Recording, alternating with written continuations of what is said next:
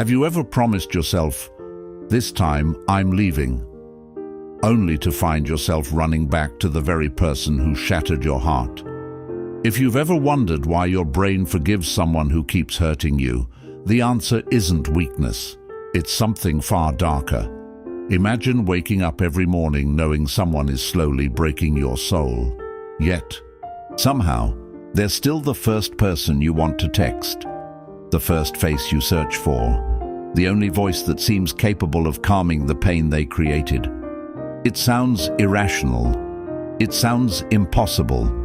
But millions of people live inside this invisible prison every single day without even realizing it. Maybe you've told yourself, "They weren't always like this." Maybe you've replayed the beautiful memories 1,000 times, convincing yourself that the cruel version of them isn't the real one.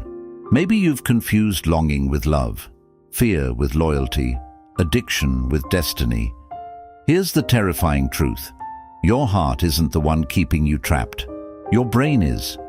And once you understand how your own mind has been rewired by cycles of affection, rejection, hope, and emotional pain, you'll never look at toxic relationships the same way again.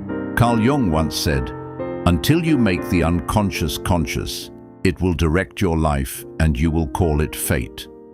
Today, we're making the unconscious visible, because what feels like love might actually be psychological conditioning. And by the end of this video, you may discover that the hardest relationship to escape isn't the toxic partner. It's the version of yourself your brain refuses to let go of. Before you blame your heart for staying, ask yourself a frightening question. What if your brain has been trained to mistake suffering for love? Most people believe trauma bonding begins the day someone hurts them. It doesn't. It begins the day they make you feel uniquely special. Think about the beginning of almost every toxic relationship, the endless messages, the overwhelming affection, the feeling that someone finally understands you. They become your safe place before they become your storm. And that's exactly what makes trauma bonding so devastating. The human brain is built for survival, not truth. It constantly searches for patterns that keep us emotionally safe. When someone floods us with affection, our brain releases powerful chemicals, dopamine, oxytocin, serotonin, the same neurological rewards associated with attachment, trust, and emotional security. Then something changes. The affection disappears. Coldness replaces warmth. Criticism replaces admiration. Silence replaces conversation. Most people assume this should make you leave. Instead, it often makes you stay even harder. Why? Because uncertainty activates one of the most addictive reward systems ever discovered. Imagine pulling the lever on a slot machine. Sometimes you win, sometimes you lose. But because you never know when the reward is coming, you keep pulling. Behavioral psychologists have known this for decades. Variable rewards create stronger addictions than consistent rewards. Now replace the slot machine with a human being. One day they tell you you're their soulmate. The next day they ignore your existence. Then suddenly they're loving again. Your brain begins chasing the next emotional jackpot. Not because you're desperate, because you've been neurologically conditioned. This is why victims often describe the relationship as impossible to leave, despite knowing it's destroying them. The addiction isn't to the person, it's to the unpredictable relief. Even the ancient Stoics warned against becoming slaves to external rewards. Marcus Aurelius wrote, "The happiness of your life depends upon the quality of your thoughts." But trauma bonding hijacks those thoughts. Instead of asking, "Do they deserve my love?" your brain starts asking, "How can I earn their love back?" Notice the shift. One question protects your dignity, the other sacrifices it. This is where identity begins to disappear. You stop measuring love by peace. You measure it by recovery after pain. And the more suffering precedes affection, the more valuable that affection feels. That is the illusion. The poison becomes the cure. The prison begins to feel like home. What if I told you the most dangerous thing keeping you attached isn't your partner? It's your memories. Because your brain isn't replaying the relationship as it truly happened. It's replaying the version that keeps you emotionally trapped. Close your eyes for a moment. Imagine walking through the ruins of an old house. The walls are cracked. The roof has collapsed. Every room carries evidence of destruction, but in one corner, sunlight slips through a broken window, illuminating a single beautiful photograph hanging on the wall. Now ask yourself this. If you kept staring at that one photograph, would you forget the rest of the house was falling apart? This is exactly what the traumatized brain does. When someone repeatedly hurts us and then suddenly comforts us, our mind begins editing reality. It quietly pushes the painful moments into the background while placing the happy memories under a spotlight. Not because we're foolish, but because our nervous system is desperate to believe that safety still exists. This is known in psychology as intermittent reinforcement, one of the strongest conditioning mechanisms ever observed. Casinos thrive on it. Social media algorithms exploit it. And toxic relationships use it without ever needing to understand the science. The unpredictable reward becomes more valuable than a guaranteed one. A healthy relationship offers consistency. A toxic relationship offers hope. And strangely, hope can become more addictive than happiness. That is why you don't miss them every minute. You miss who they occasionally became. The smile after the apology, the unexpected hug after the argument, the loving message after days of silence. Those rare moments feel enormous because they arrive after emotional starvation. It's like wandering through a desert for days and finding a single drop of water. That drop doesn't solve your thirst, but it convinces you to keep walking. The philosopher Friedrich Nietzsche once observed, "Hope, in reality, is the worst of all evils because it prolongs the torments of man." He wasn't condemning hope itself. He was warning about false hope, the kind that keeps people waiting for a version of someone who only appears long enough to keep them from leaving. And that's the cruel genius of trauma bonding. Your partner doesn't have to be kind all the time. They only have to be kind just enough to make you question your decision. Just enough to make you think, maybe this time they've changed. Just enough to erase yesterday's pain with today's apology. But notice the pattern. The apology changes your emotions. It doesn't change their behavior. Many people spend years waiting for permanent change because they confuse regret with transformation.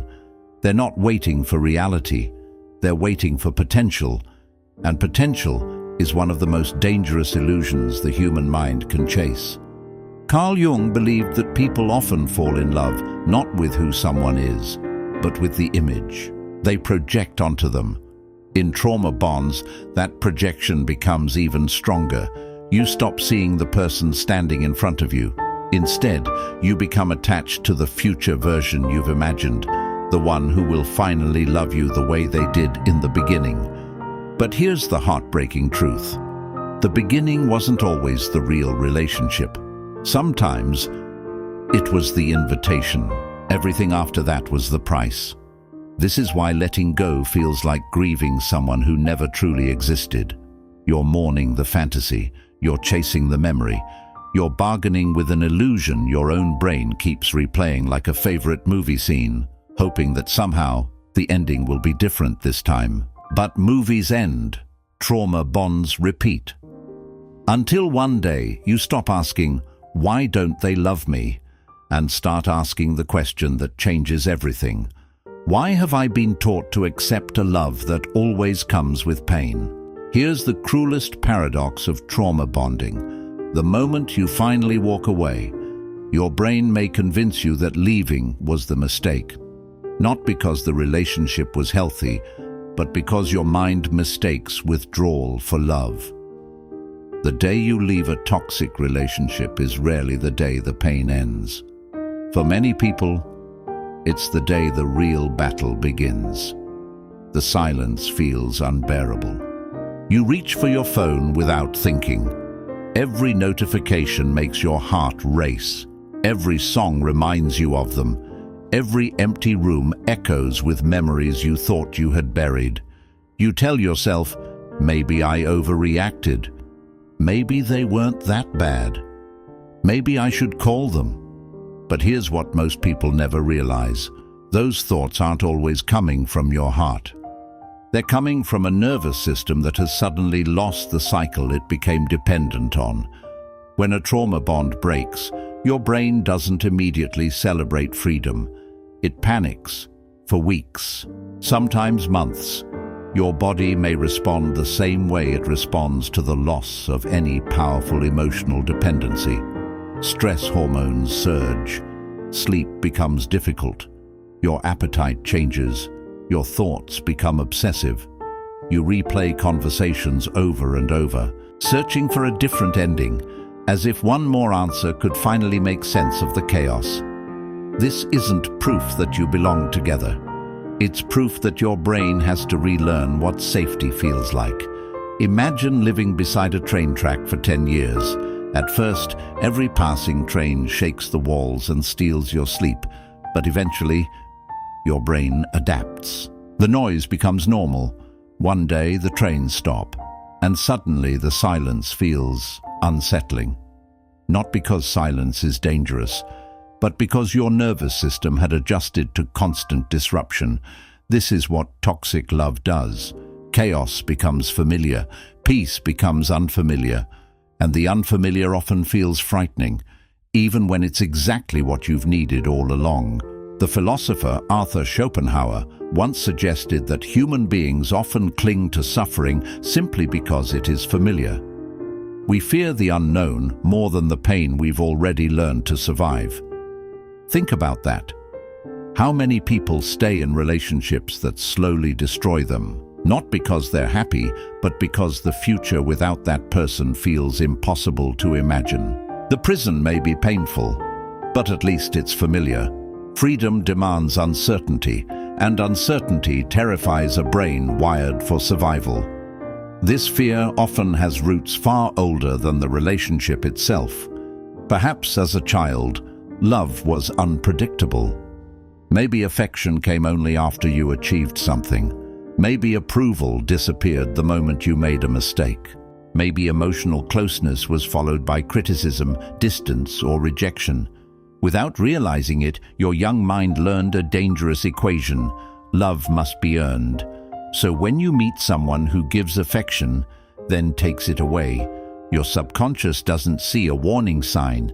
It sees something strangely familiar, not because it's healthy, because it's known. Carl Jung wrote, "What you resist not only persists, but will grow in size." The wounds we never heal don't disappear. They quietly choose our relationships for us. That is why trauma bonding isn't just about another person. It's about unfinished stories inside ourselves. Stories that whisper, if I can finally make this person love me consistently, maybe I'll finally prove that I'm enough. But here's the tragedy. No amount of sacrifice can heal a wound that wasn't created by your partner in the first place. They may have reopened it. They may have deepened it, but they didn't write the first chapter, and that realization changes everything. Because the moment you stop chasing their validation, you begin rebuilding your own. Healing doesn't start when they apologize. Healing starts when you stop needing the apology to move forward. You stop waiting for closure from the person who created the confusion. You begin creating closure through your own understanding, and slowly, the silence that once felt unbearable becomes peaceful. The loneliness that once frightened you becomes space for rediscovering yourself. The memories lose their power. The cravings become weaker, not because you stopped loving them, but because you finally started loving yourself enough to stop confusing suffering with connection. The hardest step isn't walking away. The hardest step is believing that peace can feel unfamiliar without meaning it's wrong. And once your brain learns that lesson, the chains of trauma bonding begin to break. The greatest victory over a toxic relationship isn't making them regret losing you. It's reaching the day when your peace no longer depends on whether they ever look back. There comes a moment in every healing journey that almost no one talks about. It doesn't arrive with dramatic music. It doesn't come with a heartfelt apology. It doesn't happen when your former partner suddenly realizes your worth. Instead, it arrives quietly. One ordinary morning, you wake up and realize something has changed. You made coffee without thinking about them. You laughed at a joke without feeling guilty. You drove past a place that once held painful memories, and your heart didn't race. For the first time in a long time, you felt nothing. And strangely enough, that nothing feels like freedom. Most people believe healing means forgetting. But healing has never been about forgetting. It has always been about remembering without bleeding. The scars remain, the lessons remain, the memories remain, but they no longer control your future. The philosopher Epictetus once taught that it's not what happens to you, but how you react to it that matters. Trauma bonding teaches the opposite.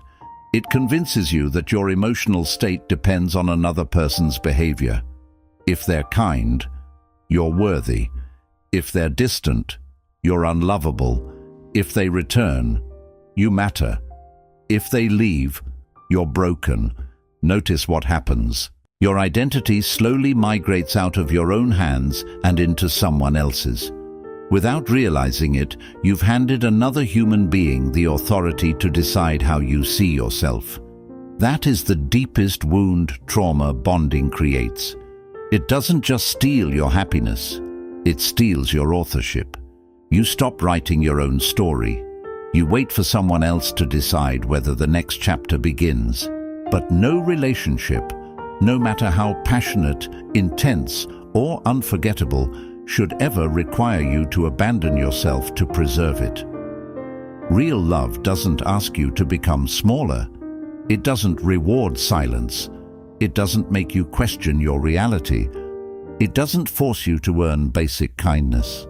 It doesn't make peace feel like a prize.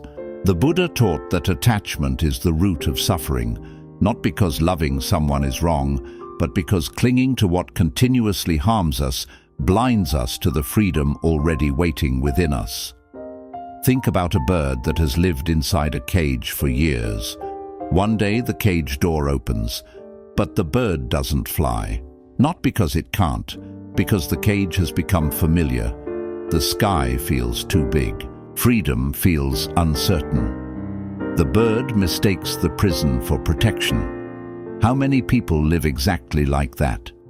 Not trapped by locked doors, but by invisible beliefs. No one else will love me. Maybe this is the best I deserve.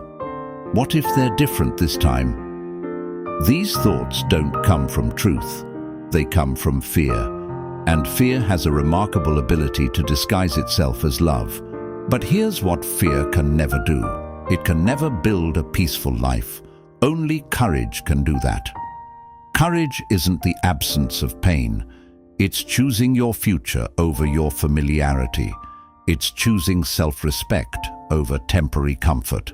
It's choosing peace over emotional chaos. It's choosing yourself, even when every old wound begs you to go back. Because every time you return to someone who repeatedly destroys your spirit, you teach your brain that survival matters more than self-worth. But every time you choose yourself, even when it's lonely, even when it hurts, even when nobody applauds, you begin teaching your mind a new truth. Love should feel safe, not confusing, not exhausting, not conditional. Safe. And perhaps that's the lesson your younger self spent a lifetime waiting to learn. Not that everyone will stay, not that every relationship will last, but that your value has never depended on someone else's ability to recognize it. One day, you'll look back at the relationship that almost broke you. And instead of asking, "Why did they do this to me?" you'll ask something far more powerful. What was this experience trying to teach me about myself? Because every wound carries a hidden invitation, an invitation to become more conscious, more discerning, more compassionate, more whole.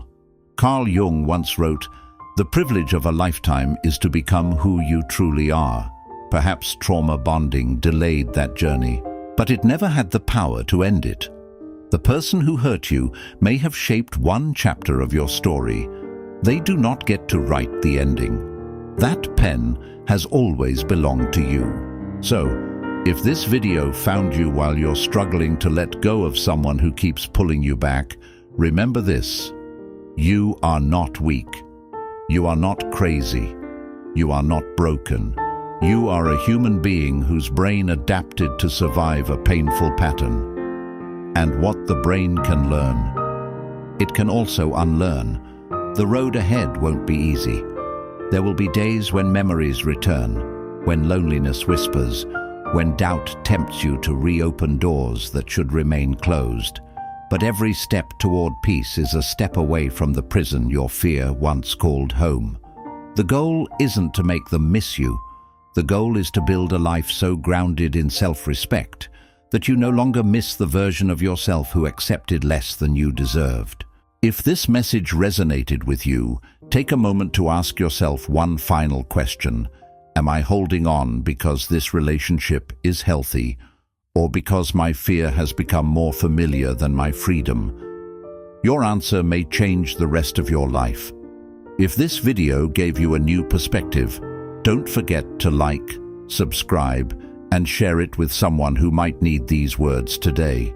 Because sometimes the first step toward freedom is simply understanding the cage.